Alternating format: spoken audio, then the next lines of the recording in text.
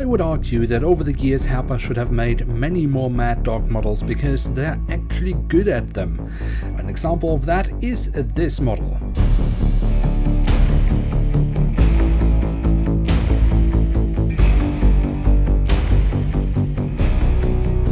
And with that, hello and welcome to a new episode of Review, where we today will take a closer look at a McDonnell Douglas MD-81 from Scandinavian Airlines. At the front of the box we have a cutout so we can get a glimpse of the aircraft model inside, and on top of that we have the SAS branding. The backside reveals what in my opinion is the best box design Herpa has ever had.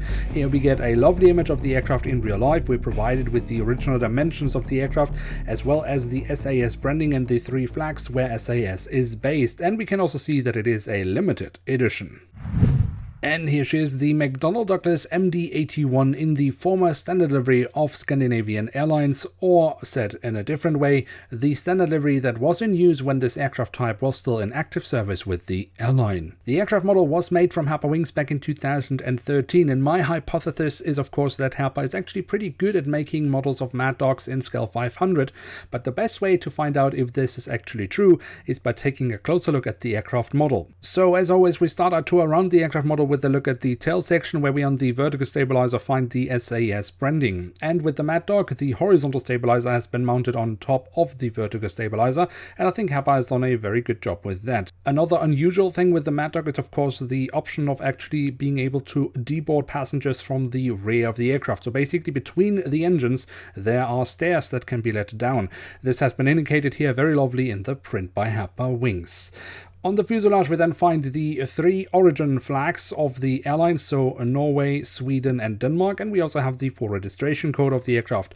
What we also find here at the tail of the aircraft are of course the engines, and I think Herpa has overall done a pretty decent job with that. We have the silver leading edge as well as the color scheme of Scandinavian Airlines and the writing of Scandinavian printed on, and also the physical detailing of these engines I think Herpa has done rather lovely. Then towards the front of the aircraft and across the fuselage we have the writing of Scandinavian Airlines, and we also find a Star Alliance logo of which the airline is a founding member, as well as the Scandinavian Airlines logo with the 3 origin flags, and underneath that we have the name of the aircraft. Where I also think Herpa has done a particularly nice job is with the cockpit section itself. Of course there could have been a few sensors and hatches, but the overall shape of the cockpit is really lovely recreated, and also the cockpit windows with the window wipers have been printed on rather nicely. Then on the fuselage, just above the wings, we find the emergency exits have been printed on, which leads us straight to the wings, which we should definitely also take a closer look at, starting over the top side where we can see the different flap slats and spoilers have been carved out, although that could have been a little bit more pronounced, but we do find the markings for the emergency exits have been printed on, as well as the markers for the outer edges of the landing gear.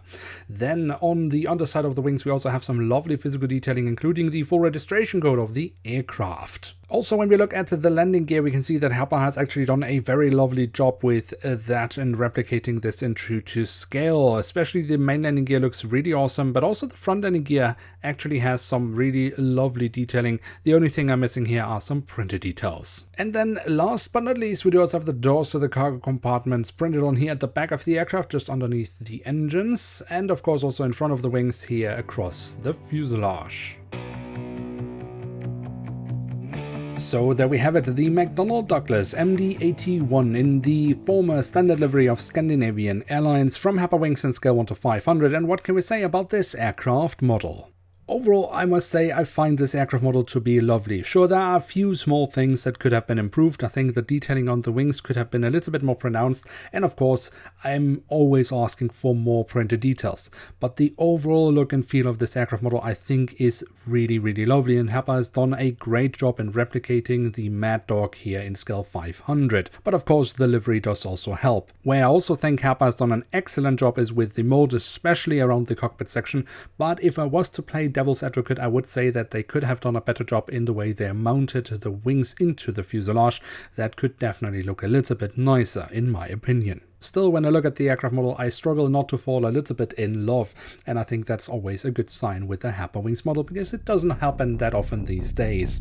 So if you like Scandinavian Airlines, if you like the Mad Dog, then I would say absolutely this aircraft model is worth having in one's collection. And with this rather wholesome conclusion to the video, we have indeed reached the end of today's episode. If you have enjoyed this video, then don't forget to leave a like, that would be very much appreciated. And of course, if you are new around here, why not hit subscribe?